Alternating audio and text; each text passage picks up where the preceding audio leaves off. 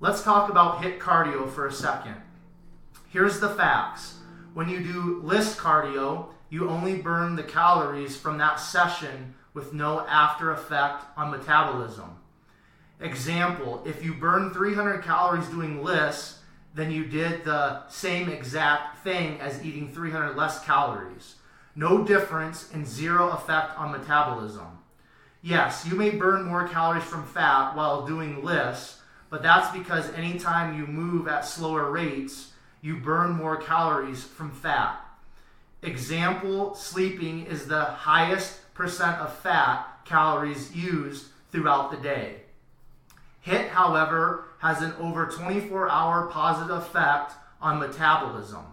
Faster metabolism equals more calories to consume, equals more energy for workouts, equals less lost muscle in preps, equals more champions.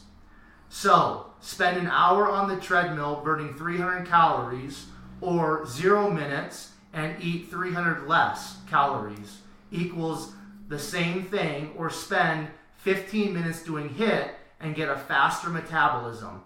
No brainer, because science. And with that being read, I want to welcome you back to the 127 Fit podcast. Today's guest is the head coach and nutritionist at Team Elite Physique.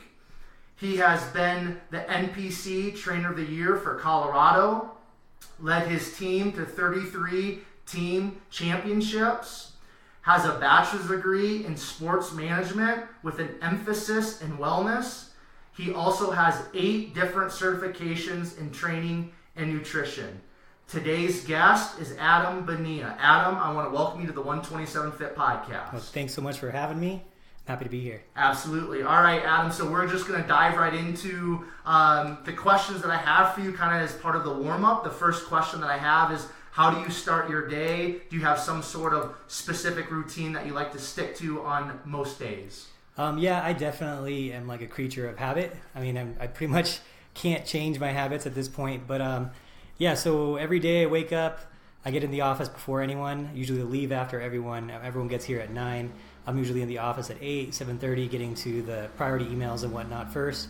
And then, yeah, I'm here at 9 until usually, 9 until sometimes 7, 6, and sometimes a little earlier. Right. I work out every day with my trainer at 11 to make sure I actually have a training session scheduled, because if I don't, I just will skip my workout some days because I'm here till 7. So I found that being very important to keep my regimen going. Yeah, so everything's pretty planned out. Every single thing's pretty planned out. I have an awesome crew here. So, I have Taylor here. Anya's my girlfriend. She gets my food prepped. She preps all my food. Taylor makes my schedule. So I kind of just do what I have to do. And I pretty much don't have any days off. I mean, I pretty much go through periods of time where there's no days off. Usually it's months in a row. So like right now, I haven't had a day off or not had a guest at my house from over the country for I think 6 weeks at this point. So I've worked every Monday through Sunday for the last 6 weeks, and I won't have a day off until after the Olympia. So I think I'll be in 4 countries until that point too. So it's pretty hard. So I have a great team that helps me out with that. Right, Tori's my right-hand man. She gets a lot of that. She helps with a lot of the workload and stuff too. Okay. So my days are pretty set up for me. Yeah, and that's great. And at this point in the game, they have to be, right? Yeah, they do. And Ashley sets up a lot of my schedule too with her and stuff. So it's I kind of do what I'm told at this point. For sure. Yeah. That's great to have an awesome team around you to help make things go efficiently as possible. Yeah. So now in regards to, I just want to ask a question within the first question I asked in regards to your routine. Do you kind of start off your day in a fasted state, or do you kind of try to get some food in right away, or what does that kind of look like? Yeah, it's pretty much right away. I do the same thing every single morning. I have for years. It's coffee with protein shake and like a little bit of almond milk, and then I just head to work, and then I don't eat my first meal until usually after I work out, like at 12. So I'm usually I don't really care about meal frequency and timing. They've done a lot of research on that stuff. So the more research that comes out, the more I'm realizing how much we used to overthink this nutrition stuff. Yeah. And so now I don't even care when I eat. I just eat when I'm hungry. And I tell my athletes too, if you want to do 3 meals, you want to do 6 meals, you want to do whatever, it's up to you, because there's no difference in terms of the end result. And that's already been proven by science in 2 separate studies. So for me, it's kind of like when I'm hungry, I'll eat. For sure. So love it, man. Science is good. I love it. That's for sure. So Okay, so the second question, Adam, is, and again, if you have more than one, please feel free to share, but do you have a favorite book or book that you like to gift often? You know what? I don't. And so, I guess as we go farther into this podcast, my whole thing in life is fitness, has been since I was a little kid. And my whole thing in life now is to be like the best possible coach that I could be. Absolutely. And honestly change the world through fitness, by touching as many people as I can with it, old and young. But the main thing is that in doing so, in that pursuit of being the best, I've created a habit. In my younger years, all I wanted to do was be the best trainer in the world. That's all I wanted to do for decades plus. And I just wanted to be the best in the world, and I didn't care what it took, and I would work from 9 in the morning till 9 at night. And so what I did was I just stopped reading anything besides research, and I realized that my time is super valuable in terms of my own self-growth. Absolutely. And so I spending time on books on self-growth didn't make sense to me when I could be spending time on learning my trade better. So I traded that everything that was like the luxuries in life, those little things, for any time I had to get better at my sport and get better at my career. So that's still the habit now. Like whatever the newest research is, that's kind of what I read these days. It's just read. There used to be a lot of like underground websites, which was really cool that I could get access to, that would post research studies and post different things that were happening hormonally, and it was really cool. Like and I would read those. That's where I spend my time. I still do. Yeah. So reading is a huge part of your life. It's always focused on you learning more to be the best coach or trainer that you can be, right? Yeah. Okay, it's never about like self-improvement other than my craft. Okay. Yeah. Cool. Love it. All right. So is there a favorite quote or mantra that has been impactful in your life?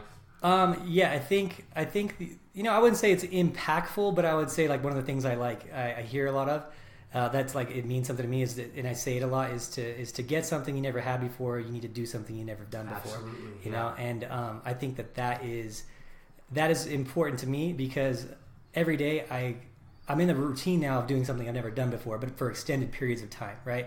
Which is kind of weird to say because you're doing the exact same thing, right? But you can't do it just one day. You can't you can't do something you've never done before for one day. You got to do that for 1 year, every single day, to get the result that you want to have. And I've been doing that now for so long. Like I can't even tell you when I've worked like less, but to me it's not work, because I really, really do love it. And I honestly wouldn't know what to do if fitness was taken away. Like would be like my life would be like meaningless kind of thing. Yeah. So for me, it's like it is the meaning of life for me is this fitness stuff. So I just live and to work harder and to be better every single day in this field, and to be the best coach I can be. The goal of chasing being the best trainer in the world is gone now. I don't really have that goal anymore. But it's the best me that I can be now. It's kind of, I guess, some of my self-growth from some hard lessons I've learned, which have changed my whole thought process on that. Right. So. Okay. Cool. All right. So the last question is part of the warm-up. Do you have a favorite or most listened to podcast? And the same thing, fitness based. It's like I'm listening to what anything that has like research involved, which is usually not like one person or one podcast. They might do like one podcast episode on something science based, and I'll listen to that. And I have, what's really cool is I have a pretty decent sized team now, so they send me stuff. Cool. So like that's what's really cool is I don't have to research it anymore. Right, yeah, they're like, hey, you got it set good. Yeah, they'll be like, hey, what do you think about this? And like it's usually like a question, which results in me learning something new and a new study. And then that's how I learn a lot of these studies. Is I have a lot of like athletes that are also, because I'm kind of like known to be like one of the more like, there's like prep coaches, and then I think there's prep scientists, and there's like, and I put myself in the prep scientist category, where I'm using all the sciences and applying it to prep versus just being like the meathead style and just grinding people out. Yeah. And so because of that, I also attract a lot of athletes that are also the same way, and they're pretty well researched. Cool. Especially if they get to me, they're like, oh, this is the guy that's doing that. For sure. At a high level, at least. Because there's a lot of like guys that will talk about science being the way, but they're not prepping anyone like at a top level. Like they're not winning shows, they're not winning pro cards, they're not winning championships, not winning at the pro level or even doing anything on the pro level. But there's very few guys that are actually doing that on the pro level, like science based. So my athletes are pretty well researched, and they'll send me stuff, which is really cool. And I learn from them, which is really cool. So I get to just kind of listen to that stuff. Cool. Awesome. All right. So we're just going to dig into a little bit of your backstory. If you don't mind sharing kind of like where you grew up, Adam, just a little bit of those younger years. And then please share with myself and the listeners kind of how fitness came into your life. And then we're just going to kind of just dive right into just the Team Elite Physique, kind of how that came to be, and the facility that we're sitting in right now, and we'll just kind of move on from there. So yeah, for sure. So I grew up in Orange County, Garden Grove area, which is right next to LA, and so I was kind of in both parts, right on the border of LA, and very close to Venice Beach, and we kind of moved a few times, so I was always going to Venice Beach when I was younger, and like it was just like a muscle culture, So I don't. My mom actually has a picture like on my desk. I'll show it to you. She sent me a picture of it. It's really cool.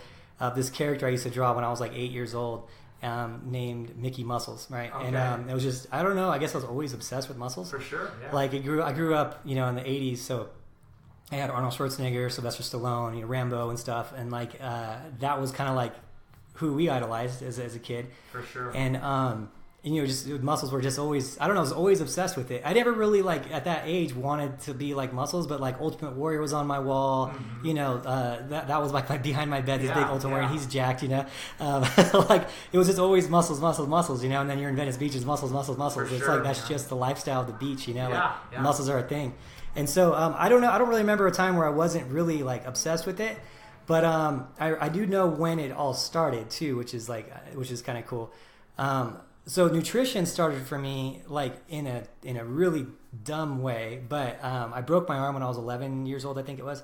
And when I broke my arm, it was a double part break, and the doctor said, "Hey, if you run around too much, you can shift your arm. You're gonna need surgery. So this summer, you need to just not be running around and doing stuff." And I was like, "All right."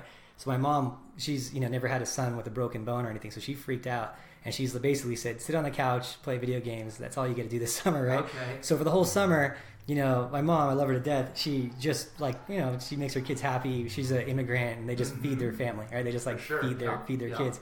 And so I gained a bunch of weight because I'm just sitting on a couch and eating mom's food the whole summer, and a lot less active than typical. And I gained some good weight. My sister ended up calling me fat, and when she called me fat is when I started actually dieting for the first time. Okay. So with that being said, I ate salad, lettuce, salad and Diet Coke for like a solid, I want to say it was like a solid year and a half. Okay. And my mom just couldn't feed me anything else because I didn't know anything. I was 11. Right. She's from like my family's from my dad's family's from Spain. They went to Mexico and they moved from Mexico to the United States. Okay. So they had no nutrition education whatsoever. These they're all immigrant. Mm-hmm. And so. They didn't know how to feed me a diet. She couldn't educate me on it, So I was just like, I know salad and Diet Coke's diet. So for like a year and a half, I don't know, maybe even longer, I just ate that. That was it. And so I got really conscious about nutrition and whatnot since I was very young. I've been super conscious. And actually back then it's probably more of a problem than a good thing because my sister called me fat and I was just like trying, you know what I mean? So I can relate to people these days with like the social pressures of Instagram and things like that now. So it's kind of nice to go through that. But then I got into in high school. I lifted weights and stuff here and there with my friends in their garages and things like that. It was super infrequent, but I just always liked it. And I didn't have a weight set. And then my mom's boyfriend had a weight set, and then I lifted in his garage, and that was cool. And then in high school, we were picking our classes, and this girl named Summer Johnson goes, she goes, "You know what? You'd be hot if you had muscles." Hey, there you go. And Summer Johnson was hot, so I was like, you know what? I'm going to join the weightlifting class. Right? I was like, so I joined the weightlifting class, and that was at 14 years old, and I was obsessed with it after that. The day I started working out, I was either 13 or 14. The day I started working out, I didn't take a single day off the gym until I was 22 years old. Wow. Not Christmas, not anything. Yeah, when the gym was closed on Christmas, I would like plan for it. And I would either, one, try to get into a friend's gym or just usually lift like my mom's chairs in the garage. Like shoulder, I would do shoulders with lateral raises. Yep. I would do, because she had these chairs that had these little hand things in them. So like you could pull them, so I would do shoulder presses, lateral raises, whatever I could do just so I could say I didn't break my streak, Love it, And so, it was crazy. I didn't take a day off until I had a workout partner, my friend Eric Copeland, who he took days off. And so then we had to be in the same routine, so I finally started taking days off. I was just like, even though I knew I shouldn't have, I was already training at that point as a trainer. Sure. But I don't know, I just had this sick obsession with it.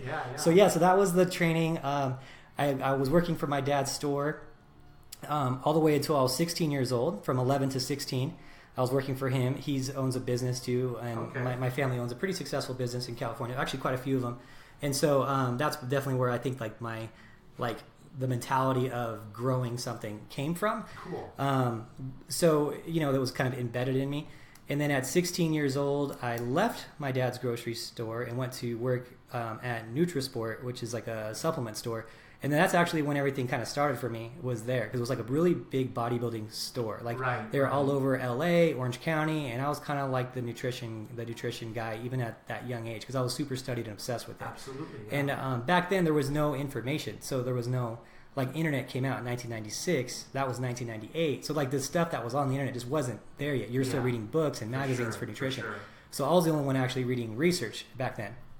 And there was these books that would come out, and they were very, very like bodybuilder specific. And I would read these, and then bodybuilders would come in, and I would talk to them about supplements and whatever they were doing for shows and things like that, And it was just a big bodybuilding culture. So even back then, I was like diving into like cycles for guys that were doing big bodybuilding shows and stuff, and it was crazy because I just developed this name out of that nutrition store of like, oh, this guy can do it. I know he's young, but just go see him because he's researched, and because that store was so dead, you'd get like 1 or 2 customers an hour, and I'd be there 10 hours a day. Yeah, because I was just the store owner would work like 4 hours at night, and then I would work the 10 hours until he got off his regular job. And it was cool because I didn't care. I was studying for school. And then also I was studying this stuff to be better. And I just loved the bodybuilding culture. So all I would do was read in between customers because there was no TV there. There was no internet because there was no internet. So it's like, there was no cell phones. So you literally had no choice but to just read or just sit there. And of course, I'm going to read, do something. So, I was studying and reading like, probably out of a 10-hour day, like 7-8 hours, like it was just constant just stuff I was buying and buying books and whatnot. So I got pretty good at it pretty young, and it was really funny is that like I was so young, and all these bodybuilders would go, that were coming in from seeing me from different stores, they would like, oh, just go see Doogie down at Doogie Howser. Do you know Doogie Howser? No, I don't. See, you're too young. So Doogie Howser was this like dumb sitcom TV show where it was like this young kid was like a doctor, and he ran the hospital and all this stuff. So that was your nickname. Doogie Howser, MD was his name, so they called him, go see Doogie, he'd help you with it, whatever. So it was kind of cool. Yeah. I took a lot of pride in it, because like I wasn't a big dude, so I was finally able to hang out with the cool guys, which were the big dudes to me. And anyone who had muscle was cool. Bigger muscles you had, the cooler you were, type of thing at that age. And so I hung out with them, and I was helping them, and I was going to shows, and it was cool. I was working booths at shows and stuff. And then at 18, I became a full trainer, and then that's basically how it all started. That was in California, and I've left the gym a couple times, just for a few brief periods of time, but it was always brief. It was always really, really brief. And then I would come back, and I think I came back mainly because honestly, it was because I failed outside of the gym. Anything outside of the gym, I always failed at. And I'm not talking fail like what you typically would think fail. I'm talking lose all my money, move in with roommates, type of fail, And so then I go back to the gym, So I left once when I was 21 years old, or 22 years old. I left once for a very brief period of time. I was like 3 months or 4 months, and I was doing really good. I saved up all this money. I had like $86,000. I was 21. I had $86,000 saved up, and then I went into like flipping houses, right? And I flipped a couple houses, and I did pretty good because I flipped a couple on my own. And then I did one with my dad. That was, and I put all my money I had into it, all $86,000 of it. And he was supposed to sell the house, and then I'd get part of the profits. It was a good part of the profits, and I'd end up making a pretty good chunk of change. And then, actually, what really sucks, like one of the hardest things I ever dealt with in my life, my dad ended up refinancing that house and didn't tell me that he refinanced the house. Took 95% of the house's value out of it and kept that money and just took it from me and told me he couldn't sell the house. Ended up not paying the house and defaulted the house. And this is a guy who has a lot of money. Right. And but he took my entire life savings. We haven't really talked since then. We've briefly talked, but he still owes me all that money. And so that was like the hardest thing I ever went through. And then I was back to the gym. I was back to the gym again. I was like, all right, here we go again. I moved in with 4 roommates. I was the fifth. Yeah, I was the fifth. Yeah, I was 5 roommates. So it was 5 roommates, my friends. So I was living living like a college kid. I'm 22, so luckily it was like I took a major hit, had to start over again. Went back to the gym, and then as part of the process of me like getting started again, it was just a fun thing that like this is going to be kind of funny because a lot of the people who know me don't know I did this. So this is going to be kind of fun for them to hear. Yeah. Dropping some good information, fresh information. So I was like eager to get money, because I had none. I was so broke. At that point, I had $500 like left in my account. Right. With like wasn't back at the gym yet. I had to get back in the gym, and so I would go to like this like chicken store. It's called El Pollo Loco in California, and every day I would have they would cut up like a pound of chicken for me, and they would give it to me on the side, like as a side portion, like as an add-on pricing. Okay. So I would spend like $4 and I get my chicken like for the whole day, and I get like a pound of chicken cooked, and then I'd eat peanut butter, chicken, and I'd add oil for extra calories. That's how bodybuilding on a budget, baby. And so I was bodybuilding on a budget every day. So I was like, that's how much money I had. And so what I did was I actually so when I went to school, it's kind of a funny story. So when I went to school, they found out like I was just doing math really weird in my head, and I would just do these weird things. And so the teacher wanted me to take a test, and so I took this test, and they found out that I had really high pattern recognition skills, like really high. And so a lot of things I was really bad at, but for some reason I was like off the charts in this pattern recognition and numbers thing, right? So they were like, like it came back and like you should play chess and you should be an engineer when you grow up. That's what you should do.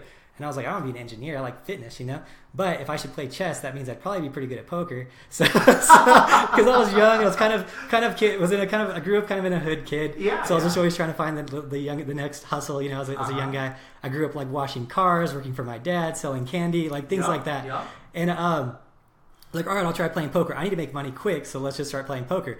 Ended up being really good at it, right? And so that was another. So I started playing, like I was playing online, and then on the weekends, on the nighttime, I'd go to like these LA casinos and I'd play all night.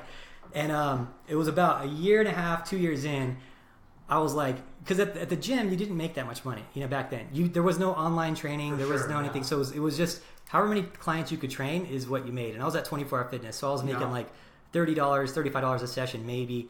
Because they would take all your money. 20 Hour Fitness takes like at least 56%. If you're at the top tier, they take like 56% of your money.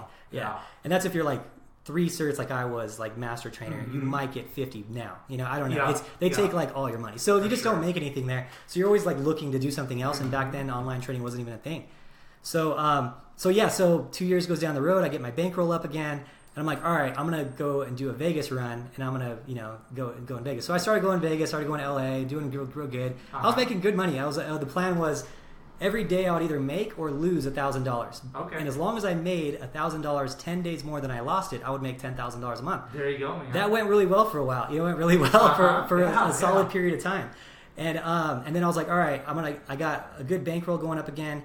I think it was a little over 70 grand. Saved up, and it was like, and then I got invited to this game because I was playing in Vegas all the time. So I got invited to this game, and it was a game that had to be set up. They didn't have No Limit Hold'em in Texas at that point, unless it was tournaments, like unless it was big tournaments. They didn't have you had to set up games. So you had to tell the casino you wanted to do this, and there had to be enough people that wanted to join. They didn't have open tables like they did now.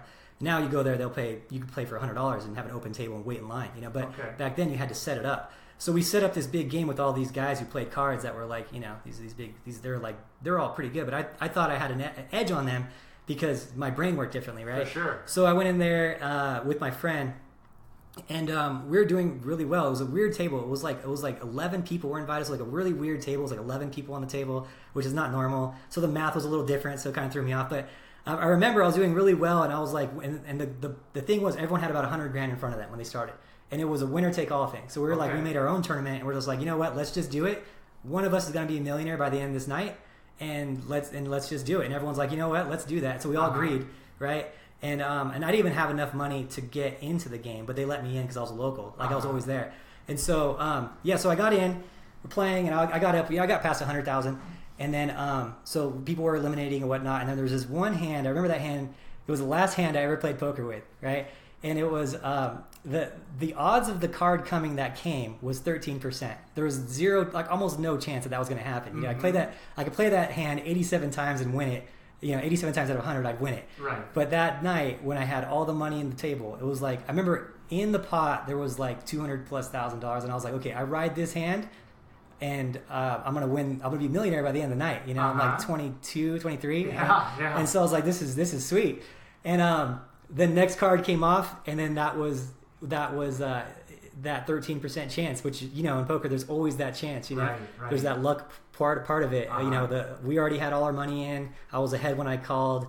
I still say that was a good move. Right. But that card came out, and took everything from me. So I was broke again, like dead broke, right? But I gave it a shot, you know. And And so like I tell that story to some people now, and they're like, you know what's cool, dude, is that if you would have won that, who knows where your life would have been? Because if you would have won that hand, you might have just been a professional poker player, and you know you might be struggling by going for these wins and losses all the time. For sure. And so after that, I like bowed. I was like, I will never leave fitness again.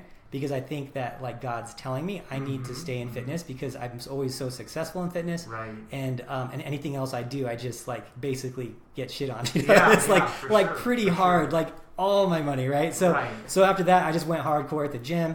You know, I was doing contest prep back then. You know, but back then when you know contest prep's a lot different. You know, you only had bodybuilding. There was nothing else. Figure just started up. So like.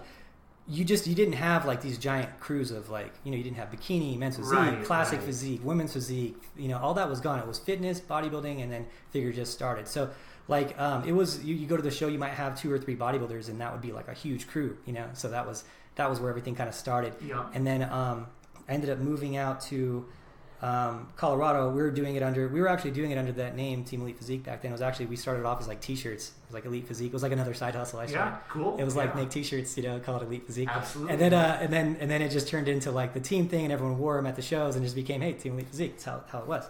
So that's kind of where Team Elite Physique came from. But the you know, then after a while, I was dating this girl Marie, who I met in California, which is funny because she just got married, and she actually works here at the studio. There you go. So we're still like super things good. kind of come full circle sometimes in life, right? She's like, we're super good friends now. Awesome. Still, but I met her. I was with her for like 7 or 8 years. We were dating. I was engaged to her at one point, and then I moved out to Colorado, and then I got rid of everything out there. Sold my business, all that, my client list and all that, and then came out to Colorado, and then within like 3 months. We broke up, right? And I bought a house out here next to her mom's house for her to be next to her mom, right? And so it's just crazy how the whole story went, because it would never happen again. It would never happen. It would never line up. Like I could win that hand in poker. My dad could have just given me the money like he was supposed to. It could. All these things could have happened, right? Sure. So for this to line up is crazy. I could have, you know, stayed with Marie or bought a house downtown and never would have been in the other area. So we was in Southwest Denver, which is where we're now, Littleton. And there's a gym there called Club USA, which is right there. And I drove past it for like years. You know, I was working at 24 Hour Fitness. Never really wanted to leave 24 Hour Fitness. I was like their poster boy. I was in all their ads and pictures and all this stuff. And they like loved me. And I was just really good at my job. And you know, they sent me to all these different gyms to correct different things. And so I ended up leaving 24 Hour Fitness, and I went to Club USA as an independent trainer, because actually you can make some money as an independent trainer. I think 24 Hour Fitness, like my last year working there, I made like 32 grand. It was like crazy how they paid. Like it went. We used to make like really good money, and then it just became so hard to like make money at the end. Like in terms of like when you're like I was like a fitness manager, so it was like they didn't want me doing any contest prep anymore. They didn't want me. And I had to make something there, you know? Absolutely, yeah. And then they didn't, so it was like, and they weren't paying, like bonuses were harder and harder to reach, and they just always dangle that carrot that you're going to make more, and it's just not the case, you know? And so, so I left, I went to Club USA. When I went to Club USA, it was like a godsend, and the only reason I went there is because I bought that house for Marie to be next to her mom. That house, that Club USA, I walked in there, and there was like there was so much untapped potential there. It was crazy. So all this untapped potential was there. That was like, I don't know, a decade ago. And we just took them all to a bodybuilding show. We just started dominating bodybuilders from like people at that gym, and then everyone started recognizing who we were. And then other people started joining that gym. And then the next thing you know, we were online. And then we were at Club USA, and we were doing so well. We had our own office there. And then the owners of Club USA basically kicked us out of the gym, saying that they wanted, in a nice way, they said that they wanted to do what we were doing, and they couldn't do it if we were doing it. So they took over our office, and we went to another gym, Armbrust, which you were at. And then we were supposed to actually get a percentage of that gym, and when we brought our crew over, and that ended up not happening. And so because that didn't happen, I bought this building. I was like, you know what, I'm just going to do my own thing if they're not going to give me the percentage that they said they were. So I'm just going to do my own thing, and got this building, and I sold my house to get the building. I was down to like scraps to get it, like which is another funny story. I had my house paid off. I bought it back when it wasn't that expensive, a few years ago before the boom in Colorado. And it was worth like 400 grand. And then this building became available, and I bought it 3 days after it was listed, and I didn't have any money for it. Like I had a little bit of money, but not enough. And it was like $575,000. And so I acted as my own realtor so I can negotiate the $20,000 realtor fees off the price. So I got it for $555. I was acting as my own realtor. Love it. Yeah. And then I told them, I was like, I'll pay for it. They're like, well, how are you going to get a loan? And the banks wouldn't loan me any money. And I was like, I'll pay for it cash. And they're like, all right, but we're going to charge you $25,000 in earnest money. And if you can't come up with that money in 90 days, then we keep that money. I was like, yeah, I know how it works. So it was another gamble of me to get this building. Yeah. So then I walked in the office, put my house for sale that night, walked in the office, and I was like, Tori was there. And I was like, Tori. She's like, what? I was like, we got to make, I forget the money, how much it was. I was like, we have to make $91,000 in 90 days. Wow. So she's like, what? And I was like, I bought a building. I don't know how it's going to work out. So like, I was like trying to figure this out. Faith, right? By faith. By faith. So I worked so hard to get that money, and then I also, sold things, sold all my assets. Like I just was down to nothing. Like people were like, "Oh, I gave it my all." I'm like, "Did you really give it your all?" Right. Because I can tell you what giving it your all is. Here's my story. Right? So I lived in a 1-bedroom apartment of the girl's house, the girl who bought my house. So like it was like this weird deal that she was buying my house, and she was going to wait because her lease was going to cost her money. And because I was trying to save money, I didn't have a realtor because I didn't want to pay those realtor fees because I needed every penny I could. Sure. So I bought this building unrepresented, and I sold my house unrepresented. I just listed it on Zillow. And so you're not getting as much action when you do that, right? So this girl was like, yeah, I'll get it in like a couple months or whatever because there's no action here, right? So she had that leverage. She's like, because I have to pay a $2,500 early lease termination if I leave. And I was like, I tell you what, I need a place to live. I'll live in your 1-bedroom apartment. She's like, it's not that nice. I'm like, I don't care. I was like, buy my house. Love it. She bought it on day, I think it was like day 70 something. Like, I'm like, man, if she pulls out, I lose $25,000. Like, I'm out, So, so she bought it. I moved into her house, lived there for a while. I had to live there for I think it was 4 or 5 months or something. I don't remember how long it was, but it was pretty crappy because her lease wasn't over yet, so I had to live in her house for a while, and it was just a crappy place to live. But it was the only way I could sell my house, and I thought this place would be done by then, and then but it was nowhere near being done. I had no money to even start it, So then I moved to another 2-bedroom apartment just because I needed a 2-bedroom apartment because I train some high level people and they needed a place to stay when they're coming out here. For sure. And so I lived 2 bedrooms for that was another 6 months. It wasn't that nice either. And then finally got this building done. It took me a year to get it built just because we ran out of money every year. Literally the entire year of 2018 was funding equipment, construction, whatever. Every penny we had was towards that. Right. So yeah, it was a grind, man. But now it's here. We've been here the team's been around since 2000. That's when I've been training since 2000. But now we've been at this studio for 7 months. And now that we have this, the only contest prep center in the world, it was all worth it. Right. But man, it was crazy getting here. And there's so many things that just couldn't happen again if they were to even try to get here again. And the thing is, Adam, just you unpacking this story of how this facility has come to be, it's there's no denying it's meant to be. You know what I mean? You were talking about earlier, some of these earlier life experiences of kind of the poker and the thing with your dad and all these things. It's there was this pull always to come back to the gym, to be a trainer, to just be kind of in that area that you love and you were passionate about and you were good at.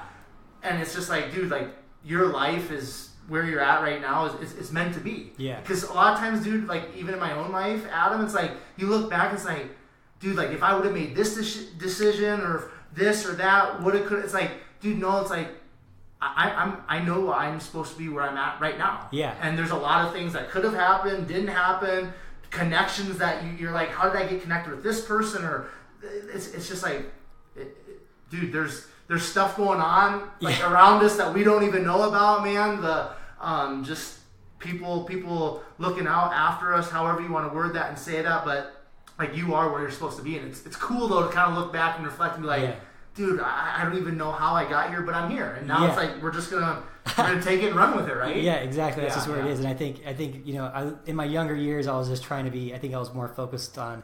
There was no opportunities in fitness. It was your growth was just how many people you can train, and that was very limited by when you're when you're 50, 60, like how are you going to be training people 15 hours a day? Like that was like the only way you could make more was by training more, you know? Exactly. So, but now you could actually you have a global reach, you know, and it's really cool. We have a global reach. We have an awesome system for our online clients. Like I just had it completely redone.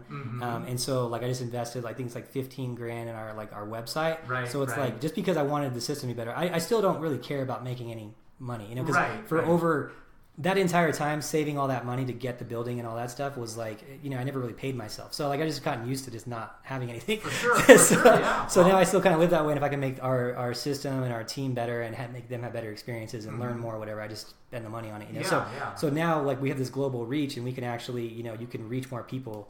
And one of the things was I want to change the life. I want to change the world through fitness. That's always been my thing. It's, you know, I say I started a fight with fitness 20 years ago, and you know I'm still getting my ass kicked, you know. Right. And so it's something that I'm just constantly wanting to change. I do want to eventually want to do more things in the community, and so right now we're doing a lot in the community. You know, we open this gym up to people who are not even on our team. We have some of the best athletes in the world will fly here. I have a girl flying in tomorrow from Sweden. So I remember you mentioned that when we were texting back and forth. And I had a girl last weekend, Frida Paulson, who's like one of the top girls in the world. And she's from Sweden as well. She just moved from Spain to Vegas and now here for a little while. Cool. And then, you know, it's just cool. I get to work with just so many different awesome people. Like just the people that have already come in the building just to get tested and whatnot. We had, you know, Breon, who's he's Mr. Olympia Classic Physique. Yeah. You know, I had Laura Lee I was with for a little while, working with her.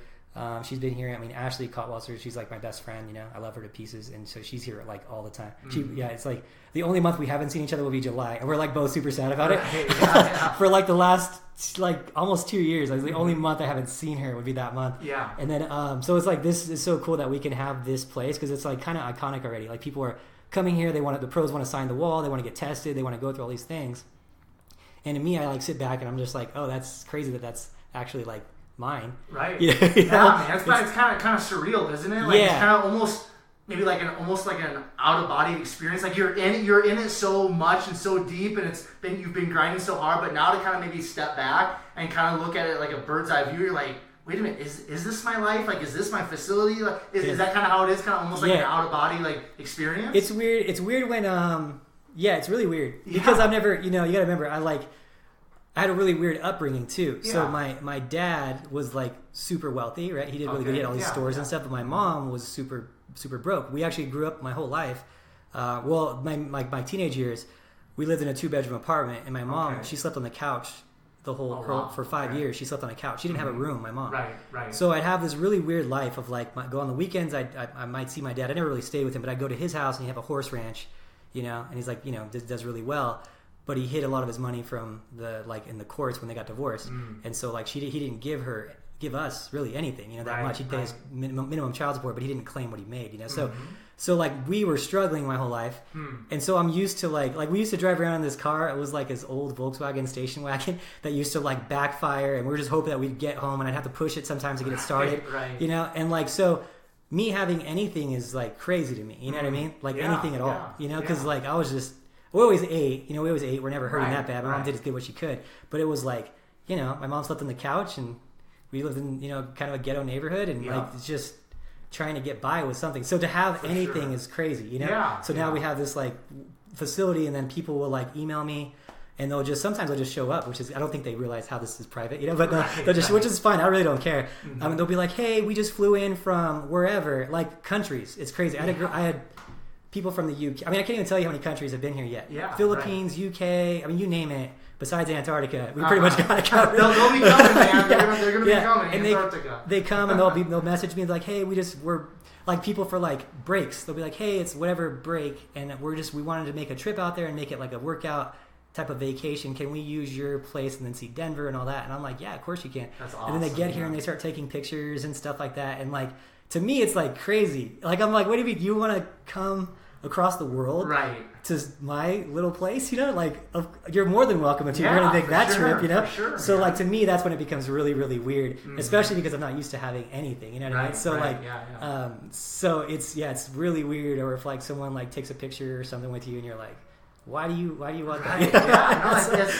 It's gotta be weird, man. Especially like just your background, and then just like your love and your passion for bodybuilding and being, you know, so involved in it, and then just like because I mean that's the thing. Like I went as a spectator. I went to the 2008 Mr. Olympia. Oh, cool. So I grew up, man.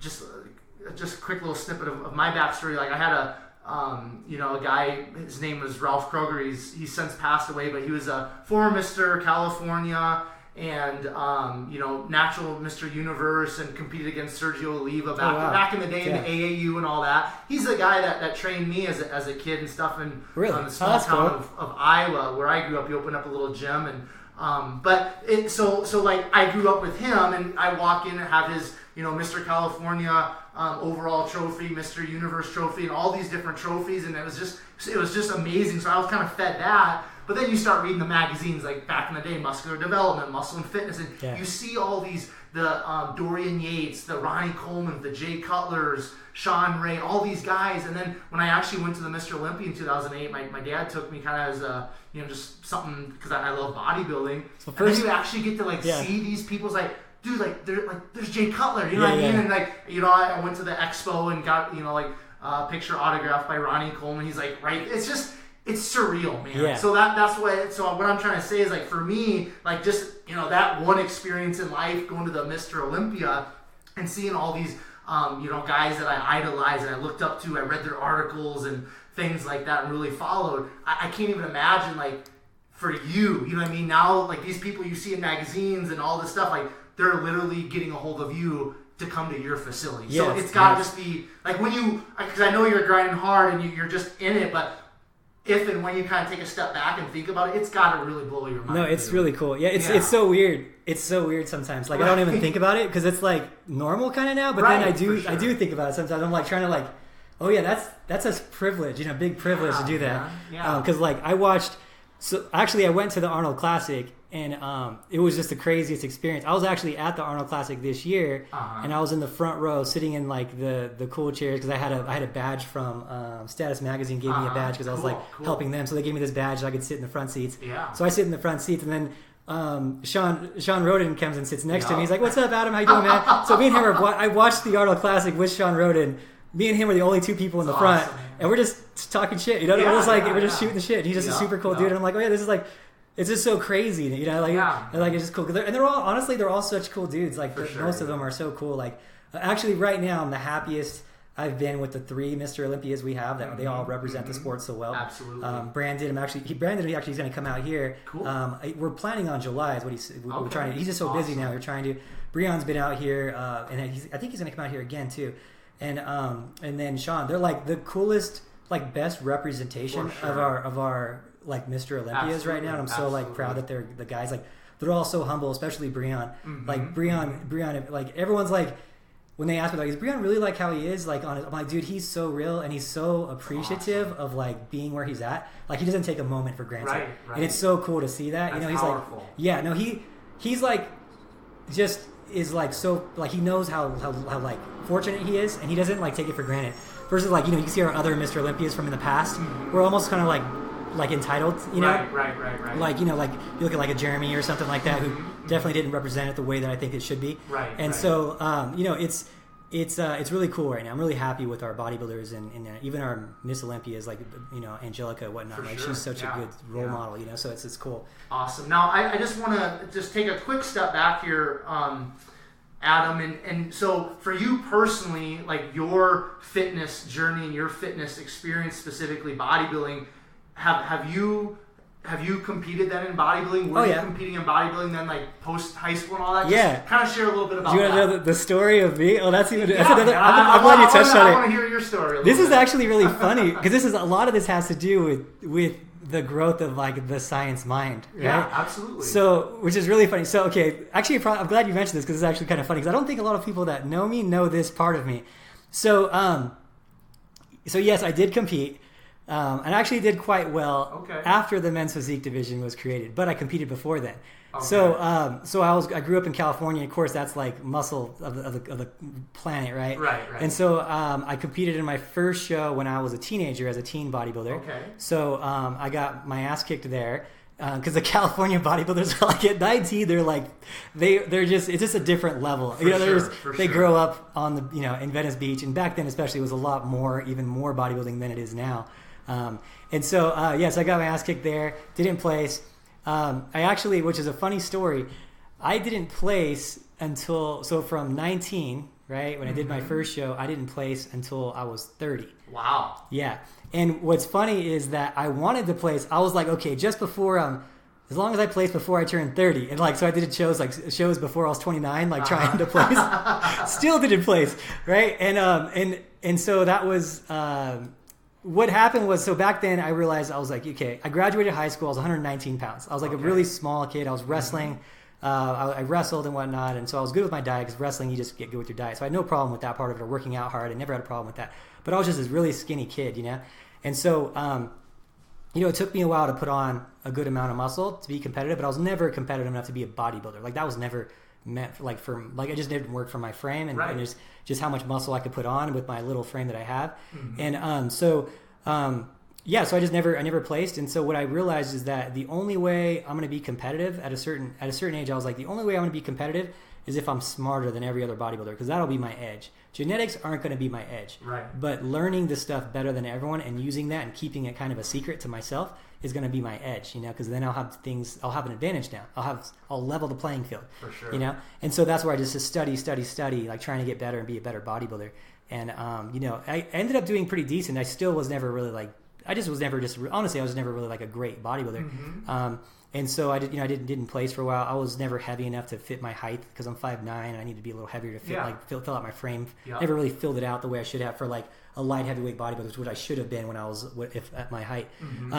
So I was competing in middleweights. It gets a lot shorter guys, and they're just too tall. They didn't have a frame filled out enough. It just didn't make any sense. And then when Men's Physique came around, I started doing Men's Physique. I actually did pretty well in that. So I won quite a few shows. Cool. I won, I only compete in NPC, but I did a couple other organizations just to try them out too. I won a natural Mr. Colorado. I won, I did, I don't even know how many wins. I did 13, 14 shows, and I won a few.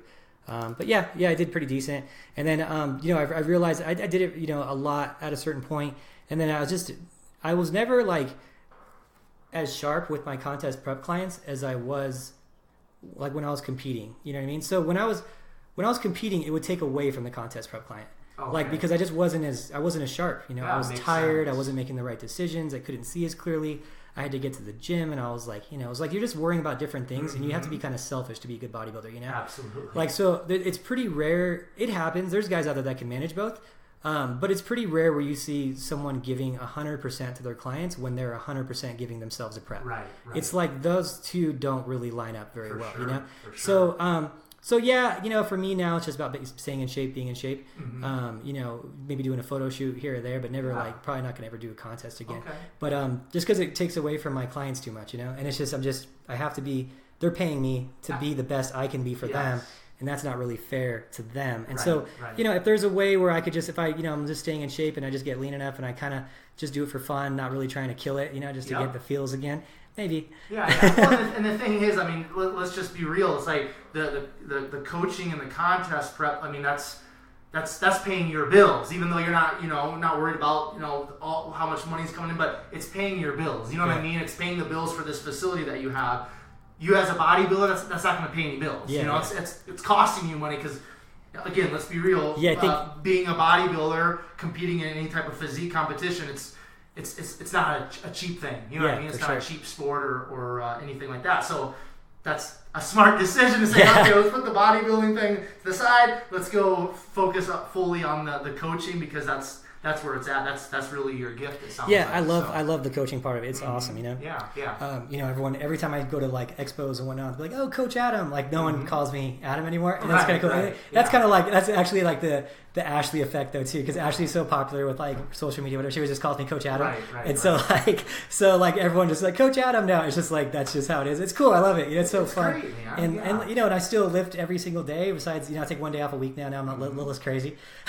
Maybe two if I'm really busy, or if it's the Olympia or something. Right. So I still take it really serious. I just don't go to the competition level anymore of conditioning. Sure. Yeah. Now you've mentioned Ashley's name a couple times. For the listeners on my end, they don't know who Ashley is. Yeah. So would you please just because I saw, I think there was when I came into your facility, there's a belt out there with her name on, a lifting belt, and she is an amazing athlete. So for my listeners, from my end, just explain to them who she is and just maybe some of her accomplishments. Yeah. It's definitely worthwhile to mention. Yeah, I think it's definitely worth mentioning, and I actually want to mention why to her and why. So with Ashley and my relationship, it's a very special relationship. It's a once in a lifetime. Like, if you want to call her a client to me, I don't even really like. I hate even like saying that about her because she's really like my friend. Ashley is the most winning pro bikini competitor that's in the sport that has ever lived. Absolutely. So she has 19 pro wins now, which is by far the record. Like, not even close. Like the closest one to her, I think, is in the 13 or something like that. And I think there's only one person there, and she's like, and then the next one behind that's like in like below 10. Like, wow. So it's like she's so far. She's also the most winning. She won 3 Miss Olympias, which is if for your listeners who don't know, that's basically winning the Super Bowl in our sport. Absolutely. The number 1 person in the world 3 times in a row. She got 5th last year at the Olympia. So she's been competitive at the Olympia since like 2013, where she was winning, her first one. And so for a very long history of Olympia appearances. She took 1 year off only. And she's like the most dedicated person like you'll ever meet. But she's super, super dear to me. I vow to her to be 100% where she needs me to be for the rest of her career. Mm-hmm. And I don't care what that takes away from like anything that I do or my business or whatever, how much harder it is to do that, to give her the 3-4 hours a day it takes when she's here, because she's like, I love her with my whole heart, and she's been there. Like, now everyone knows, oh yeah, Adam Bonilla, Team Elite Physique, in the contest prep world, and bikini pros are knocking my door down to try to get me to prep them. I only take on a few. Yep. And I only take on a few because I do have commitments of this place, and I want to give my pros their all, but also because I want to give Ashley my all, and I want to do it for the rest of her career, because Ashley believed in me before anyone else, like before all the hype, right? And so she was like, I see something special in that guy. He's really smart, and that's who I want to coach me. And she's me and her have been friends since her 2014. Since her after 2014, I think. Okay. We did our first posing class together, and then we trained together. Whenever I was in LA, it wasn't super frequent, but we would train together in LA, or if she was in Denver or whatever. And so we were just friends, and she believed in me, even way back then, before like everyone was like, didn't really know who I was, because it wasn't. Right. I mean, I don't even think Instagram was around at that point. Yeah, so just the reach wasn't there, Yeah, so absolutely. She was in LA, could train with literally any trainer in the world would die to train with her, but she chose me. So like. Now, how did she choose you? I don't mean to interrupt, but how did she even come across you? Yeah, that's special, man. That's cool. Yeah, isn't that crazy? So at the time, she won her first Olympia. It might have been her second Olympia at that point. And I was at that Gym Club USA, okay. And I told her to come out to do a posing clinic, because she was going to come to Colorado State to do like a guest appearance at the Colorado State Championships out here. Okay. So she was already coming out here, and then I told her, hey, let's do a posing clinic together, whatever. And then she was like, yeah, of course, I'd love to do a posing clinic with you. Because I had a facility that we were doing it at. We had a pretty big bikini crew back then. I think that first day she came out, we did a posing seminar, we had like 70 something girls show up. Wow. It was way more than what we wanted. Like we had no idea it was going to be that big of an appeal, but that was the very first time she came out here. She shut the doors down. It was crazy. It was so many bikini girls, but everyone had a good time. We did our best we could with that volume. We learned a little lesson about the Ashley effect, right? Right. But then before that, I took her through a session, and then I took her through a session, and I was explaining. She was like, when you get someone at that level, you just expect them to be doing everything right, And I was like shocked that there was a lot of things that she could have been doing to improve. She was never doing anything wrong. She's always been very good at understanding muscles and how to feel them and what to do with them. And I've learned a lot from Ashley, knowing herself so well too. It's been a big part of my growth. But we just adjusted so many minor things with her physique and her corrective stretching and her exercises selection that she was going through, that she learned so much that she was like, because she kind of nerds out on it a little bit too. Yeah. And she was like, this is awesome. Like, can we train tomorrow? And I was like, yeah, we can train tomorrow. That's fine. I'll train you every day you're here. She's like, okay, cool. Sweet. So then it became like, that became kind of a thing. Hey, I was like, I'm in LA. I'll be like, hey, I'm in LA whatever weekend. She's like, oh, can you please train me this day? And I'm like, yeah, cool. Come train you. So like it just became kind of like that, Perfect, and so we would just always talk here and there, and we were friends, and that just kind of became a thing, which is really weird, is that she took a year off, and then this is like the weirdest thing where like our relationship was like meant to be. She took a year off, and then I was in the office one day with Tori, And then Tori and me were talking, like, hey, I wonder what Ashley's up to right now. I wonder if she's ever going to come back. Because no one kind of knew if she's going to come back. She didn't really announce anything. I was like, I wonder if she's going to come back ever. And then me and Tori, I was like, you know what? I'm just going to shoot her a message. And Tori's like, yeah, you should see what she's up to. I was like, she said, maybe you can at least train her. I was like, all right, yeah, I'll do that. So while I send her the message, she's at a national show. And her friend Lucy just competed. And she's like, Lucy, I'm watching you compete, because her friend Lucy got her first call out at nationals. She's like, watching you compete really motivated me, and I'm ready to get back on stage now. I'm ready to go back. I'm like, I'm rested. I'm ready to go again. She's like, you know who I think that I wanted to train with for this comeback is going to be Adam. I really want to train with Adam for this comeback. And so she tells Lucy this, and then she goes to her phone to message me, and she has an email waiting for me in there. Yeah. And that's crazy, because we didn't talk for that entire year. She had a break. Like we didn't, like I just wasn't texting her or anything to message her to be like, oh, I'm going to LA or anything. And it's just like, and it just started off, and it was just one thing after another. And then we ran into so many problems in her first prep, because her body wasn't responding like it used to respond. And then she had to live up to the new criteria of bikini, which is a lot leaner, a lot more muscular. So she had to push it harder than she ever has before. And so we went through so much like hardship, and that's really what brought us like so close together. And then it just, I don't know when it started, but she stayed out here in a hotel. And then I would go out there and stay in a hotel. And then it just became, we were getting such good friends. I was like, and she's like, you should just stay at my extra room. And stay in my extra room, save money, eat food here. Like, I'll get your fridge filled out. It'll just be better. She's like, yeah, I don't know why we don't. I was like, yeah, I was just doing it, So that turned into like, now we just stay at each other's houses. Like literally, man. Like she's connections. That's good. Yeah, we stay at each other's houses like probably like 30% of the time she's at my house or whatever, especially for the Olympics. She'll probably be there all September. I'll be there a lot of August. Cool. Like, so it's just, so it's just become really cool. Awesome. And until that ride's done, I'm going to enjoy every minute of that with her and like just share all the memories and traveling these different countries together and doing these posing workshops. And it's just like such a fun thing. And if it takes away from like my growth because I'm limiting myself, then so be it. I don't really care. I'm not money driven, What an opportunity though, man. You know what I mean? Like, again, just taking a step back and kind of looking at your life from a bird's eye perspective, it's like, dude, you know what I mean? Like, just the opportunities that you have. I mean, just from her alone, let alone all your other professional clients and stuff. It's like, it's pretty. Just take advantage of it. Yeah, it's so like cool. we don't know when our time's up. We don't know when things are going to change. We just don't know what's going to happen tomorrow. So it's like, my big thing is like, just live each day as full as possible, man. Yeah, so it's really cool. And then we have another girl named in the UK named Phoebe, who's the #1 competitor in the UK. Okay. The #1 bikini pro in the UK. And like she's becoming like very much like that too with me and Ashley. Like our relationship's building and I really care about her a lot too. And I'm actually going to go to the UK now and teach a posing class with Phoebe. So I think it's really cool is like one of the things that I was always worried about is like not having that relationship with someone eventually, right? Because one day someone, Ashley's going to retire one day. Right. But like I think then hey, there's going to be maybe Phoebe for a while, then maybe it'll be whoever's next. So I think I can keep living this life like that, which is really cool, and I'm sharing all these memories. Next weekend I'm going to Vegas with Phoebe, and what's really cool is that Frida, who just left here, lives in Vegas too. So Frida's like, oh, just stay at my house. So we're staying at Frida's. Connections, man. It's how it is. So we're staying at Frida's. We're gonna do a posing class in Vegas, I think. That with Phoebe at another gym. That's another connection. My friend Jay Jung, who owns City Athletic Club and Dragon Gym. And so he's like, yeah, come on out. Anytime you want to come out, do a seminar here. So we're gonna do one there. So Phoebe's all living it. She's like excited because she's like teaching American posing classes and she's from the UK. So it's like one of her goals. Absolutely. And so we're just having all these cool like experiences in life together. And it's like, I get to share it with them and it's really fun, Absolutely. And so then that's why I limit my pros too. We were tracking at one point. We had over 50 bikini pros like reach out and want me to prep them. And like, it was just a very few that I would take on. And it wasn't because of like, I'm a snob or anything. It was just because I want to give them the same experience that I've gotten. And at one point, a while back, it was like maybe 3 years ago, I had 21 pros. I had 21, and it was cool, but it wasn't the same experiences, And now it's like I want the experience with them as much as they want it with me, And so when you get to the pro level, I'll fly them in here. They'll teach a posing class. We'll spend time doing all this testing in here.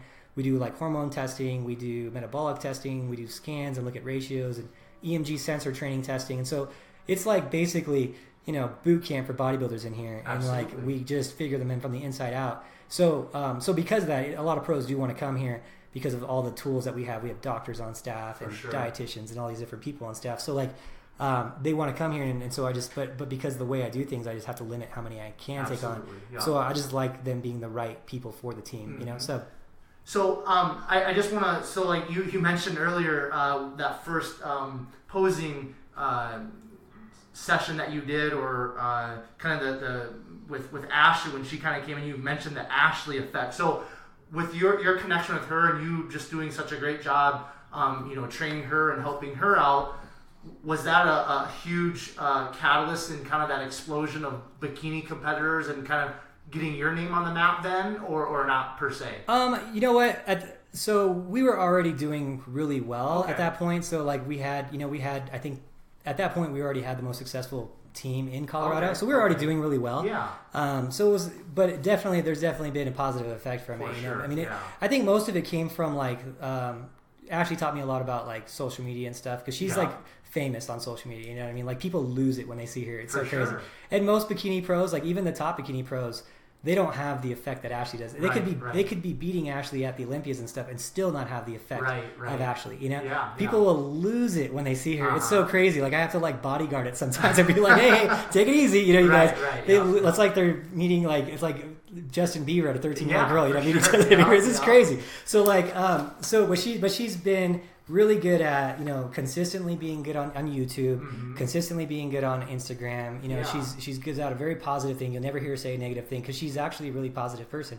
And so because I think a lot of it was us documenting the hardships of her first prep, because she did like a YouTube series like Road to the Olympia. Beautiful. So that was because we did that whole thing and she has such a big following, that was definitely like in like growth in terms of like people knowing who I was more so. Absolutely, and what we were actually doing, versus like being so localized. But even then, we did have people from other parts of the world and stuff. But now, definitely we've had more exposure. And I don't know if that's just like a natural progression of our exposure, because we do our own social media through our own YouTube stuff, and she taught me that.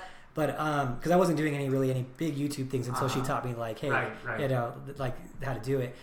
So definitely she's helped me in ways like that I can't help. Like I've helped her in ways in terms of like her training and whatnot, but she's helped me in ways of like actually different things, different tricks that she's taught me. Business and social media and things like that. So expand on the social media a little bit, because that's something that actually, Adam, that I had written down, and if the podcast conversation was going to go in that direction, I want to touch on, and you mentioned it. So let's talk a little bit about the importance of social media, first of all, for like you and just what you have going on and like the fitness industry. But then also, if you don't mind, maybe touching on just how social media can also be kind of a pitfall in regards to like trainers and people that are competed one time and now they're supposedly this guru or whatever. So just talk about the importance of social media, and then also, especially for my listeners, just like kind of some of those pitfalls or some of those things that we need to kind of keep an eye on in regards to if we want to get a coach or something like that, if you don't mind sharing that. Yeah, so as far as like social media goes, really for me, so for coaches it's really hard to do social media because people don't like following teams, right? So for like a coach, it's really hard to like build a social media because like it's almost like watching a business, you know what I mean? You're like you don't really become a fan of like that, right? So like it's a little different because there is a head coach involved, but you got to remember I'm not posting many things of me. I'll post one of me like maybe a month. Like it's pretty rare where I post something about myself, and I want to do that a little bit more too. But you're posting your latest transformation, or you're posting your latest whatever, like so I always try to keep like a positive message and like a way that's impacting fitness in a way where it's positive for the competitor and positive for anyone who's wanting to go through a transformation, because that's the things that I do. But what I really want to accomplish with my social media is to put out the word that competition prep doesn't need to suck so bad. Like it doesn't, this fit isn't just for people who have 3 hours a day to give to the gym. Right. Being this fit, being that fit is like an Ashley, is a Phoebe, is a Frida, whatever. You can do that with an hour and a half of your day. Like it's very possible to do that with an hour and a half of your day. It doesn't need to be fasted cardio in the morning, another hour of cardio at night, then another hour workout on top of it, then never eating anything but chicken and broccoli for 20 weeks, And the problem is the general public hears these stories, these horrible stories about what they have to do, and they're like, oh, I got a kid and a husband, I can't do 3 hours a day at the gym, so I can't compete. Right. And I'm like, no, but you can compete. You just only know of the bad stories because your friend worked with some idiot trainer who didn't know the right way or the other way around it, and he just crashes people to get them in shape. So that's kind of like my only like purpose on social media, is because I want to change the world through fitness. Absolutely, the business growth of it, I could care less about. I'm already successful. I don't think that's going to stop anytime soon. And I don't need much. I'm used to living on a pound of chicken breast a day. I can make it work no matter what.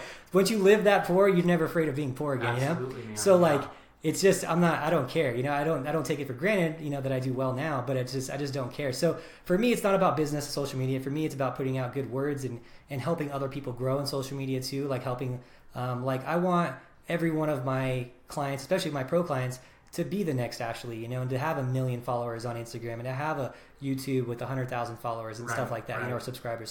So I want to, they come here, we'll shoot a video and it'll be a cool video and I'll send them the video too. I'm not going to be stingy about it and not give it to them. I want them to post it too and start building their stuff up and being more aware that, hey, if you want to continue this and put out that word, I need more people spreading that word. For sure. So I want, Ashley saying, hey, I only did 40 minutes of cardio for the Olympia and did an hour and 30-minute total gym session. I want her to say that. We did 25 minutes of HIIT cardio going into last year's Olympia. That's it. 25 minutes, 5 days a week. That was it, right? And she got 5th in the world, right? So there's a lot of other girls out there doing 2 hours right now for an amateur show. Right. Wait a minute. I'm doing 2 hours a day for an amateur show just to try to get qualified for nationals, but the number one girl who's ever lived on the planet is only doing 25 minutes of HIIT cardio. Right. Where's the disconnect? Why am I doing this and she's doing that? She should be the one doing double what I'm doing because she's the best that ever existed. Why am I doing 4 times as much as her just to get ready for a local show? Right. Well, the reason is because the coach that you're working with isn't educated in the field of exercise science or nutrition science in any capacity, and he learned from some coach who trained bodybuilders back in the day, and he's using those same practices on you, as a bikini girl, right? That's a totally different prep mentality, So that's what I want to expose on that stuff, is really just come at it. And a lot of trainers don't like me for it, but I really could give a shit, For me, it's I'm the athlete's coach. I am not the trainer's friend. If I'm the trainer, if I'm hated by every trainer because I'm saying the right things to make the athletes better, then so be it, Absolutely. But a lot of coaches who are like, oh well, he only trains he talks about only a couple girls, right? Not his whole team, as the rest of his team does that same things. And I'm like, no. Ask any one of my athletes. I've had over 1,000 in the last whatever years. Every one of them, not a single one over the last decade has done more than 45 minutes, and I couldn't even tell you how many first places, overalls, championships, team championships, I can tell you that.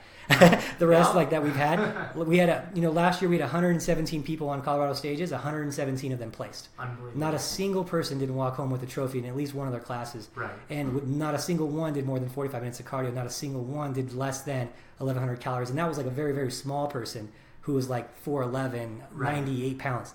Most guys are doing 2,000 plus. So there is a science to this, and there is a reason why we do so well. And that's why I want to put that out on social media. Hey, this isn't just for someone who's crazy. This is for everyone who wants to get in shape. You can be in this type of shape too. And I would say some of the pitfalls of the social media would be, especially with the younger generation, which is it's been really, honestly, it's really weird. It's kind of sad to me because I'm older now, so I'm 37. And I see I've seen the generations of fitness pass, right?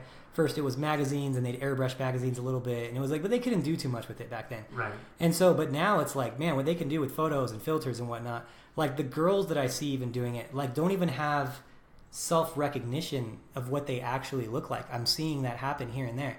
And I saw it happen the other day with a girl who was taking a picture, and nothing to say wrong about her. She wasn't fat or anything like that. But she was definitely a little soft. But she would always Photoshop abs in her pictures, and all of her Instagram was all a little bit of abs, just a little bit, just so it didn't look fake, a little bit of cuts. And then her sister took a picture with her and was she's oh, I look fat in that picture. I don't have any abs. And then her sister's but you don't have abs. You know that, right? And she's no, I do. It's just, it was a bad lighting, whatever. She's no, you really don't have abs. You're putting that in your pictures and filters and stuff, and you really don't. You know that, and no lighting whatsoever do you have abs. You know that, right? She's no. And so if you look at her in real life and you look at her Instagram, she's just the prettiest girl you've ever seen in your life on Instagram. And then she's not unattractive in real life, but she's not what she looks like on Instagram. Interesting. Right? And so you're getting this, not only are you getting girls that are lying on Instagram, guys that are lying about what they look like, But those girls are the ones affecting girls that are watching her, and they're like, oh, she's so perfect, I want to look like her. And I'm like, well, she doesn't look like her. Like, you would walk by her and you wouldn't even know that was her, and you probably like her picture every single post that she posts, and you wouldn't even recognize her. And so I think that's probably part of the problem. I think there's two issues there. One, it's giving a negative interpretation of what's realistic for a regular girl who isn't walking around with a permanent filter on her face, right? For sure. And then two, it's affecting the girl who's doing it because she's starting to think that's really her. You know, it's crazy to think about, like, our generations, like, absolutely, they think they look like that and they start acting like they're that, and then they start getting some followers because they're posting fake pictures looking a certain way. And now their followers think that she's the hottest girl in the world and is a Victoria's Secret model, and then she starts acting like she's better than other people when she doesn't even look like that in the first place. Isn't that crazy? Yeah, dude, it is. It's nuts, and it's like it's a real thing. It's a real problem. Yeah. And that's what I don't like. I definitely don't like it for the girl who sees that girl and thinks that they look that way. You know, you could see like the experiences, like even like with like Devin Physique. I don't know if you followed that whole thing, where he photoshopped like all his pictures and everyone thought he was like the bee's knees. And he says an awesome physique. I wouldn't take it away from him. The guy looked good before he was photoshopped. I don't know why he was doing this Photoshop thing, you know. But it's like that's just a perfect example of what extremes people will take it to turn it into a business and start, you know, or even just for their own likes, which is weird. Like people think that they can put these likes in a bank, and it's so important to them, you know. To me, I could care less, you know what I mean? Like, I'm just trying to put out good words and stay relevant. That's all I'm trying to do at this point. If I can stay relevant because people know I'm still training, that's what my Instagram and YouTube is. Perfect. It's like, I'm out there, you know I'm out there, I'm still here, I haven't gone anywhere, and that's all it's about. Just staying relevant. That's all I want to do. Just know that I'm still here. Hey, if you need me, I'm over here. That's all it is. But like, some of these people, it's like, oh, it's about how many followers I have. Oh, I gained a follower. Oh, I lost a follower. And I'm like, dude, it's just, you can't pay your bills with follows. You know, you can't pay with hearts. You know what I mean? Like some of those people who get to that really, really high level, they may be able to make money and being this big Instagram influencer, but it's so few and far in between. Even like the big people that I work with, and I work with quite a few like big name people, like the people I work with, even I'm like, damn, those are some impressive people. Absolutely, you know? yeah. And even them, they're not getting these crazy contracts that people think they're getting by spending their whole life in building this Instagram account. You know, they get a, you know, if you get up to like crazy, yeah, but it's, most people aren't going to get there. Like, and they have this, like, it's like almost like, there's this statistic about, people in the lotto, and it was something crazy. I know it was like low 30s in certain demographics thought that the way they would retire is by winning the lottery. Wow. Right? And it was like lower income people, 30% of them plus was thought the way they'd retire is by winning the lottery, right? Same thing on Instagram. It's probably less, you know, less people who are actually going to make a real living just based on their following. And so, but we have this whole mass of people in different demographics than we usually had trying to go after this stuff. Yeah, that's a great analogy. You know, to thinking that, oh, I'm just going to be a social media star. I just got to keep filtering my pictures and giving out this fake image. And then, and it's like, it sucks because they're not applying themselves in any other ways, you know. And you hear about these stories that people that have been successful doing that, and then they latch onto it, like, I'm going to do that too. And I'm like, well, you're giving up any chance of anything else in the process, you know. So that's, I guess, it would be like the negative things about it. But I think a lot of it can be positive too. Like if you read the right things, there's a lot of good motivational stuff out there. There's a lot of people you could follow that are going through the same struggles that you are, that are being really real about it. You know, you have coaches out there like me trying to put out the right words for them and not lying to people about different things.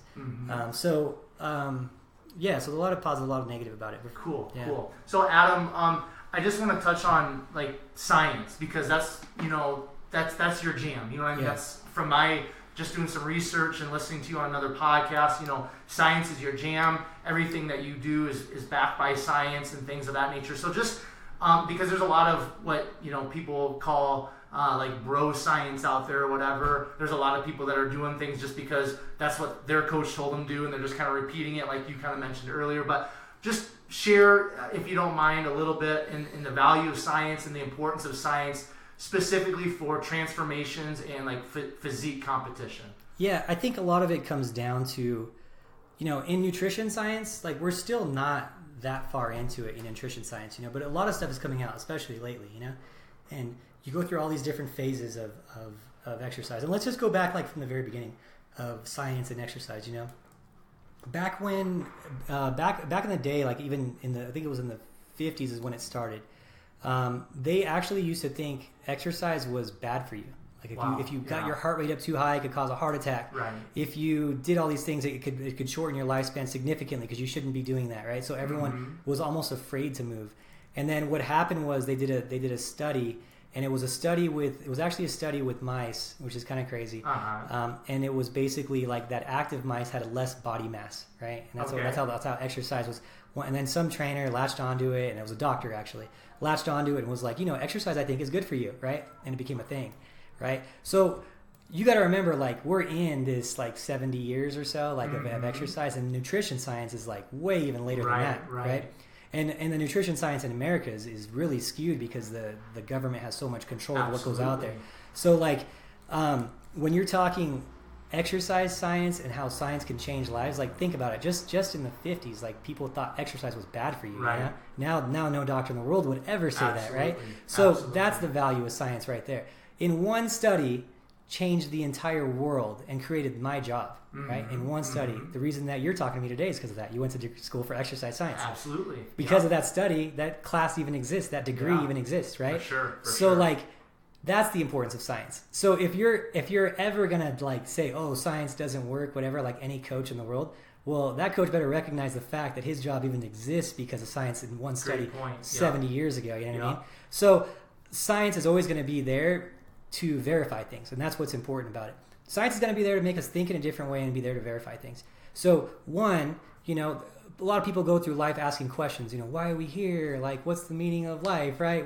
Is there afterlife? Right? Is there God? Whatever. Right? So all these questions that we have, we would love to know the answer to. Like is there ghosts after? Is there a spirit? Like, is there an afterlife? Right. Everyone wants to see validity of ghosts, right? They want to see it. They want to know that it's there, right? It's like that tells me that there is an afterlife if there's a ghost. If I can really prove it, right? Or if there's a way I could God would appear one time, I would know, right? I would know this thing. So that's obviously in greater scheme of things, right? But in science, it gives us the ability to actually answer those questions. This actually factually works that way. Right? And I think it's super, super cool because I can look at something and if you talk to Tori, who's like she's like my right-hand man. She's like the best thing that ever happened to me in this world.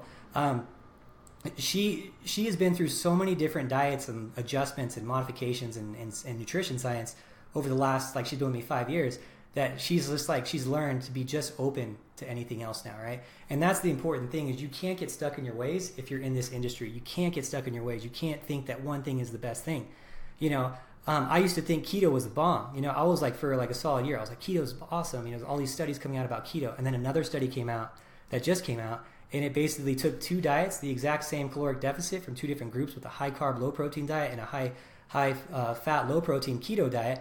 And the results on both of them were exactly the same. The same, and it was nominally better, the high carb, low protein diet versus it. So I started giving me another tool in my belt, So, it's constantly evolving, and you need to pay attention to what's going on. A lot of coaches get so busy, or they start building a name, they stop studying, and I'm like, man, that's the funnest part. Like, don't get busy enough to not do the funnest part in exchange for a little bit of extra money. For sure. Like, that's the reason you're here, to give your athletes the best you can. Your athletes expect you to be researching that stuff. That's part of their payment. Part of their payment to you as a coach is to know that they're getting the latest information, the latest research, the best possible program as of right this second, right? And if you're with me a year ago, it would have been a different program. And if you're with me 5 years ago, like that program now, I would be like, man, I can't believe I wrote that. Because it's not a program I would write right now. I'd be like, I would look at that program from someone else and be like, man, yeah, you're doing all this right? So like, and in 5 years from now, I'm going to say the same thing about our programs now, because it's constantly evolving. So the one thing is, with science proving things, that's what I use it for. Validity of studies, right? Validity. I do my own studies, and I test things, and I think it's super fun and super cool to actually test these things and use it on my own case studies and groups of people to see how it's working. But the way I use it is, the latest research that comes out, I apply it to, and I take it to the next level and use it for contest prep, right? So I say, hey, will this work for contest prep? Let's try it. Let's do our own thing, and then it works, right? I'm like, okay, that applies to that too. And most things do apply to contest prep. I think a lot of people overthink contest prep and think it's a lot more complicated than it is. And one of the things that it really drives me crazy is that you take, like, as a contest prep coach, you take someone who's already in really good shape, and then you just get them in a little bit better shape. You get them to lose 10, 20 pounds, right? Somewhere in that range. But then you go through all these extremes to get them there.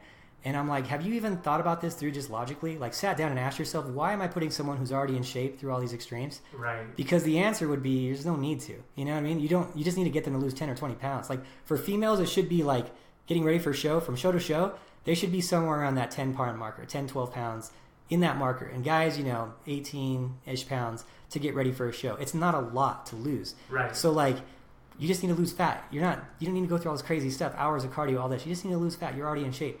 And it's like, and then they look at like the people who are really overweight and they take the easy route on them, but they took the people who are already in really good shape and take the hard route on them, make them hate it. And then now they don't like working out anymore. And now they need a break from the gym. And I'm like, you guys, you're ruining contest prep, man. You're ruining this guy who loved going to the gym before. And now he thinks of it as a task when it used to be his greatest pleasure in life after work every day. And his like way to free his mind, and you turned that into work too. So now he goes to work, and then he goes to work. Before it was going to work, then he go to the gym and have fun. Right. So like I want that to be like contest prep to be enjoyable. And like so science enables me to do that. It enables me to get people prepped in an hour and a half a day. And I can prove it by science, and no trainer can dispute it. And if they did, I would work them in that argument. It would just destroy them, so they won't even try. Because I'll call them out on if they try. Yeah. so like it's the reality is that not everything's going to be proven though.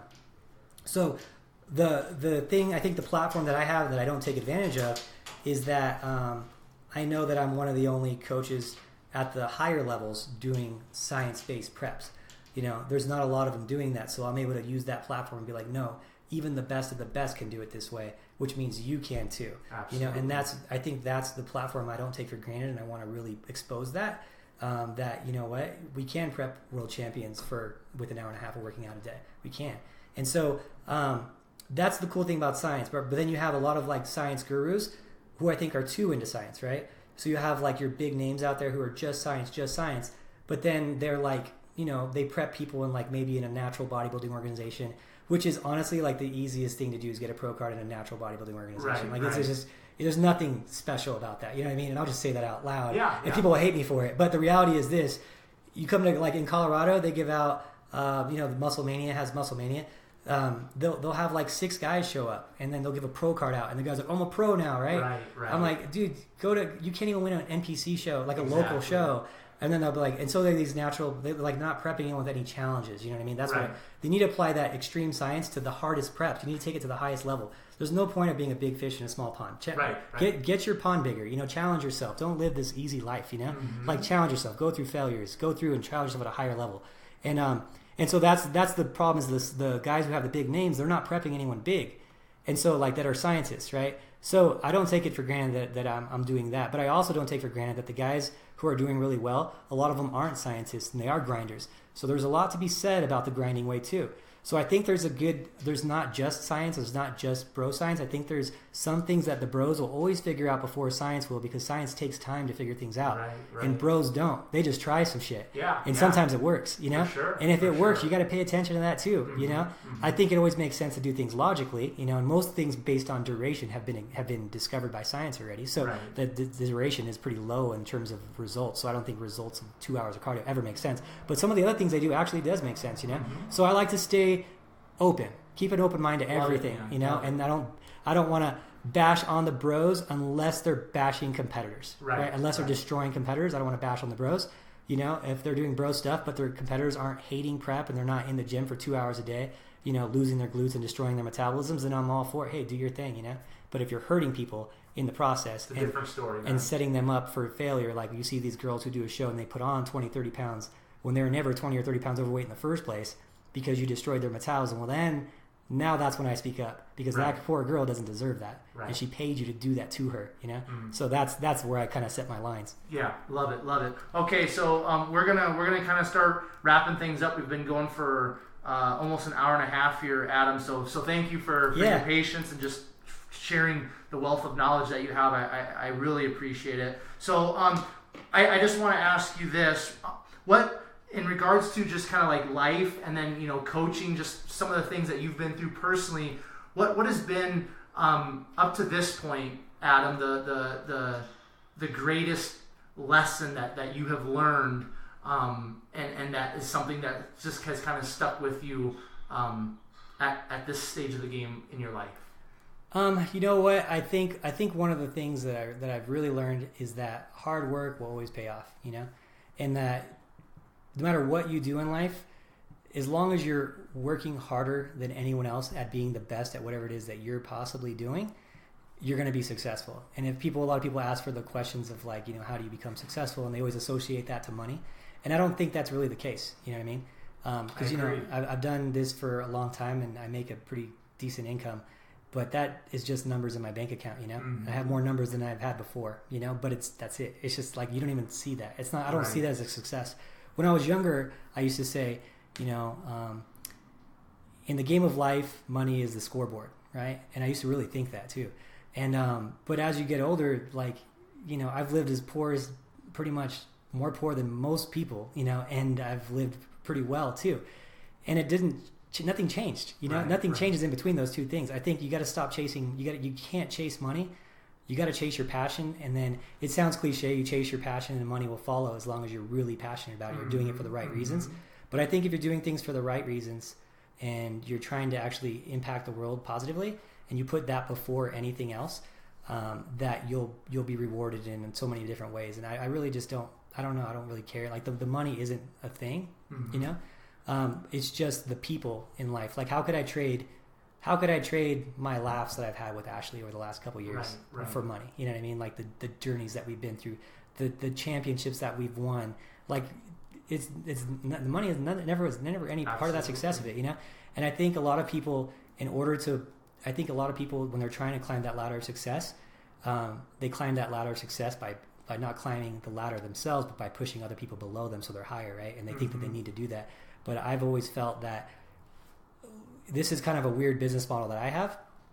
And if you look at like Tori, who's on my staff, Taylor, Anya, Sam, like they don't pay rent to me here, right? And they're like, what do you mean you're running a business? You don't charge them any rent? You don't charge any memberships here?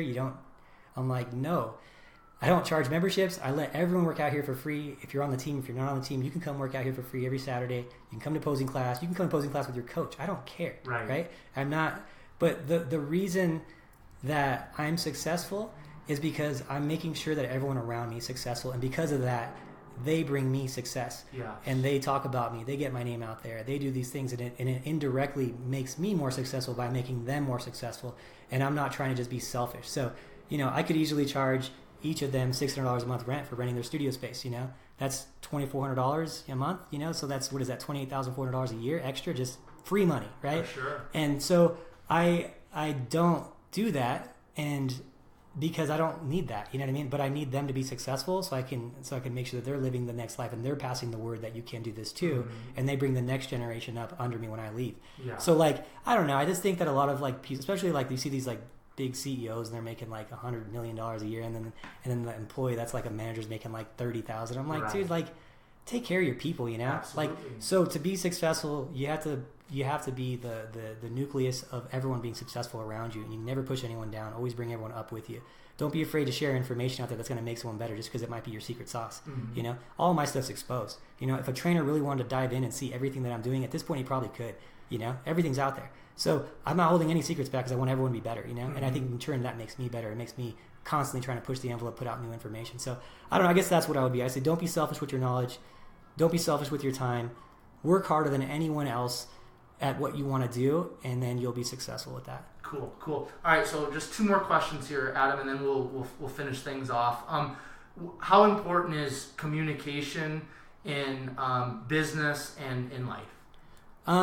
Well, I mean, it's the only way. It's pretty much it's everything, right? It is. You can't, no matter how you're communicating, whether it's electronically, right. In person, whatever. It's definitely the most important thing. For sure. Yeah. One of the things that I picked up from it was the CEO of Chase Bank, and he said they were like, "How do you get all these things done? In your day, like how do you get all these things done?" And he said, "Well, it's very simple. All I do is when I get an email, I open the email up." I don't overthink it, and I answer it right when I see it. He's like, I don't let them build up. I don't do anything. I get back to my people right away, and I never think twice about that email because I know I made the right decision at that moment, and that's all that matters. So using that, as communication being critical and important, I think, and also in time management, is it's everything, you know. It's absolutely everything, and it's in relationships, everything, like personal relationships and whatnot too, you know. How many times have you like held something back and then blew up one day, you know, when you're learning that lesson? Right. So you know, I still do that. So. It's always a learning process, man. That's for sure. So, and I communication is everything, but I just like to ask different guests that question, just maybe because they might have a little bit more of an insight. You just mentioned time management. You know what I mean? Yeah. So sometimes I just like to ask that, knowing communication literally is everything in life. But sometimes somebody might just bring up another insight, like you just did again with that time management thing, sharing that story about the Chase CEO. So it's cool. So all right. So the last question that I have for you, Adam, today is, what sets your soul on fire?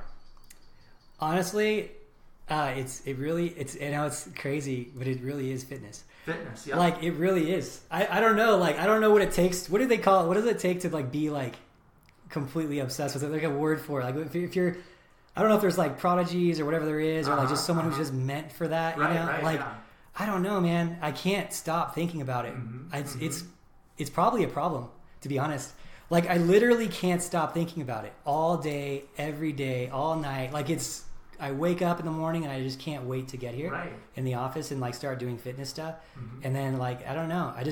I mean, I'll have like 3 days off a year. Like it's not normal. You know what I mean? But that's the only way to do this at the level I'm doing it right now. You know, I know I can't do that probably forever. I'm starting to think maybe I can, but I probably can't. Now, if there's kids that come on the scene, they always say, because I mean, I don't have any kids of my own, but they always say, like, people always say, oh, Quentin, when you have kids, things are going to change. Yeah. And, you know, they might. But... that's funny. I'm so crazy about this stuff that I've made the commitment to not have kids. Well, there you go. You're not going to have to worry about that. No, I won't have kids because my life won't allow it. You know, I had a dog before, and I really loved that little guy. His name was Einstein. He was like my whole heart, you know. And that was like the closest thing I could have. And I was traveling so much, and this poor dog was like living in hotels with me and whatnot. And I was single at the time, so you know, it was really hard for me to find a girl that could actually deal with my schedule and my life. You know, I've dated quite a few girls because of that, and it sucked because like I was just trying to find like that one person who could understand my life. And the dog, you know, like I had to give him up because I just felt bad for him living in hotels, because I'd go to LA or I'd go wherever, and then I'd go check into a hotel, leave him in the hotel room, and be gone for 12 hours, and then he'd be in this weird place, and he'd be traveling in an airplane, and like, so I ended up giving him back to his mom that I originally got him with because of that. So like, you know, I've made the commitment to sacrifice a lot of things in my life for the greater cause, right? For the greater good of fitness. And it's not just fitness, and people are like, oh, why? It's just getting people in shape for contests or transformations, right? Like, people don't understand the effect of this, right? They don't get it. Like, if you think this is just contests, then you just don't see right, you know. So I'll throw it out there what it really is. So when you take someone and when you transform them, you transform someone, it's awesome. You change their whole life. But when you take someone through like a contest, when it takes this much dedication and drive and determination and daily effort, it affects them for the rest of their life, because now they know that if they need to, they can dig deep and do something every day the same way, just as hard, even when it's hard, even when they don't want to do it, and they apply that to the rest of their life. You know, if you woke up, like, think about it, if you woke up every single day, like if you're getting ready for a contest for 16 weeks, and you woke up every single day, and you didn't mess up the entire time, you did all your cardio, you checked in with your coach, and you did all the things you're supposed to, you worked out just as hard as you're supposed to, even when you didn't want to the last 8 weeks because you're grinding out and you're hurting for calories. What if you worked that hard every day, when you learned that lesson, you worked that hard every day on your relationship, like with your wife or something, right? And you got in and you're like, you know what, today I'm going to be a better man, boyfriend to my girlfriend today than I was yesterday. I'm going to work just as hard as I did when I was in contest prep. Or you took that and you applied that same practice that you learned, you applied it to work, right?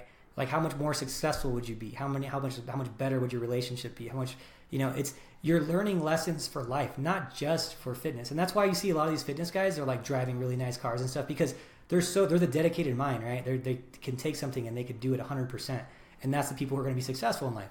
You know, it's not the people who are like not working job to job. They're not doing shows and like, you know, these are the dedicated people, you know, it's teaching them lessons, maybe at first, but not if they've done a few shows. They're like, they're like successful because they've learned this thing and it applies to the rest of their life. So it's bigger than just contests, you know, it's bigger than that. And it's not just bigger than that in terms of contests, but you're teaching people how to live healthy, how to manage their bodies.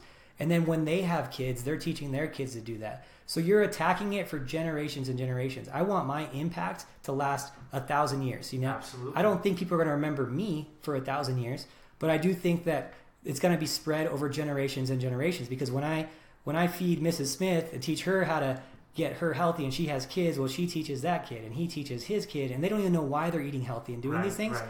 But it started with me, right? Giving a meal plan out. And so our impact and our reach is so powerful. And that's like my reason of life, that's my purpose. And I don't care if it takes, if I die at 50 from a heart attack from working so damn much, so be it. I did everything I could with my time here. Absolutely. And I loved every second about it, every second. The money, who cares, like that can go away. I still preach my word, So, but the impact that I can have on people, on kids, on the next generation, on fitness in general, because people are already talking right now, hey, he's doing this stuff and I don't need to spend 3 hours a day in the gym, So like, it's that stuff already happened. It comes back to me, and it keeps me going. It's my gas. Beautiful. So that's that's awesome. Is there anything, any final words or thoughts or anything that you would like to share with the listeners before we close it out? No, I guess I'll just I guess I would really just want to say just thanks to them, because I have clients now in 19 different countries, and like I'm impacting like people in different worlds, basically. And it's like, it's just so cool that they're all so supportive and behind like the mission of the team to like put out positive and be positive influence in fitness and change the world through fitness. And like, it's crazy because I'm obviously like the face of it, right? Yeah. Like I'm the head of the snake, and I don't really like it being like that. I don't want to be, you know what I mean? But everything happens because of our team here, because of Tori, because of Taylor, Anya, Sam, like Josh, these guys that have like been part of this team for so long, Stuart, they're just like, they help. I'm the face, but it's a group of people that are all, and they all deserve their credit, especially Tori, because Tori's a big reason for the success of this too, because she was my like first full assistant, was like an assistant coach, and I didn't really plan on growing the business the way I did, but she one day I was like, yeah, you can help me on Thursdays and Fridays, and we'll do check-ins and stuff, and you'll help me. And then she quit her job. I was like, yeah, you can tell your boss that you could just work Thursdays and Fridays at night or something, because she was working at a restaurant, and she had a degree in dietetics, but she was working at a restaurant. Yeah, and she's like, oh, well, I already quit my job. And I was like, what? I was like, I wasn't prepared for that. So I was like, okay, I got to start making more so I can take care of this girl, because she's putting a lot of faith in me, right? So those people have been supportive to me, and then like the people who are on Instagram and YouTube and all that stuff who like follow us, like make it so much, it makes it worth it, right? Because it just they're telling me their stories that, hey, this helped me, it impacted me, whatever, So I just want to tell them thanks, because I never wanted to be in this position. It was just kind of happened, I mean, it's been, people were always like, well, how would you make it? How would you be successful? And I'm like, dude, it took me 13 of my 21 years to become an overnight success. Right. Yeah. So like, before you saw the hype, I was grinding. I was grinding morning till night, and so so just now that we can actually, people are starting to like see me a little bit more. I just want to tell them thanks, because it fuels my fire. Cool. So, Adam, I just want to thank you very much for taking well over an hour and a half out of your schedule today to just kind of share your story, share some of your insights. It's greatly appreciated. If anybody wants to kind of follow along your journey, your team's journey, things of that nature, where can people find you and your team and more information? Yeah, so on Instagram, it's Team Elite Physique. On YouTube, just go to YouTube/Team Elite Physique. Facebook, it's Facebook/Adam Bonilla, and also /Team Elite Physique. That's where you'll find everything. And if they're looking at doing contest prep or, transformations, they can email me at teamelitephysique.com. So, perfect. Yeah, for sure, man. Great. So my podcasts are always so damn long. I talk too much. It's good, man. It's good, dude. It's just, you're passionate, you're fiery, and you're full of knowledge and experience, and it's beautiful, man. So I really appreciate you. Again, like I've said, I appreciate your time and for your willingness just to share, man. Of course. It's great. Well, thanks for doing this stuff too, man. I think it's super cool, because you have the same type of mission, and I think that's really cool. For sure. Thank you. Like for your guys who are your followers, just so you know, like me and Quentin were talking before this whole thing, And this is not like he drove 2 hours to get here. It's about an hour, a little more, about close to about an hour and a half. Yeah. So hour and he's doing it going back home through traffic. Probably taking 2 hours to get home. Yeah, two and a half maybe. And he's been doing this 40. How many 40? This is I've released 46 episodes. 46 podcasts, and he is yet to make $1 out of this. And I haven't yet. No. He's doing it purely for passion. For sure. And so for all you who are listening to my story, where I say just work harder than everyone, and you'll get there. This is a perfect example of it. Yeah, he's wasted, in some people's minds, 46 sessions times getting this ready. So another hour, 2 hours to get this ready, plus 2 hours drive. So he's the 5 times 50 sessions, right? That's 150 hours of just grinding to get this done, and 250 hours of trying to get this, and that's a lot of time invested. So you're going to be successful because you're working harder than anyone else trying to do it. You're not giving up. You're not stopping. So I think that's super cool and super admirable that you're doing that stuff too. So and it's a good example for everyone out there that's listening to this exact story, right? For sure, man. You know? Yeah. So get after it, put in the work, and things will happen. So listeners, thank you very much for tuning in again to the 127 Fit podcast, hanging out with Adam and myself. If you guys want to follow along kind of my journey, what I've got going on with the podcast and things of that nature, you can find me on Instagram at 127 Fitness. Facebook is at Quentin Vars. If you are finding value in the guests or the podcast that I'm just bringing to you guys on a weekly basis, just go into the iTunes app and just leave a 5-star review. And just leave a comment as well. Also, if you think you would be a good guest, or if you have a friend, an acquaintance, something like that, you think would be a good guest, just send me an email, 127fit@gmail.com. Share a little bit about yourself, and we'll take it from there. If you, again, are finding value in the guests that I'm bringing on in this podcast, if you just want to share those on your Facebook and Instagram stories, the episode or episodes that you are really enjoying, that would be great. And then just use the hashtag be someone to follow. That would be super cool. The more people we can get listening, the greater impact we can have, and that's really the impetus behind this whole podcast. So, per the usual, I will leave you with Proverbs 24:10, which states, "If you faint in the day of adversity, your strength is small." This time until next time, I will catch you guys later.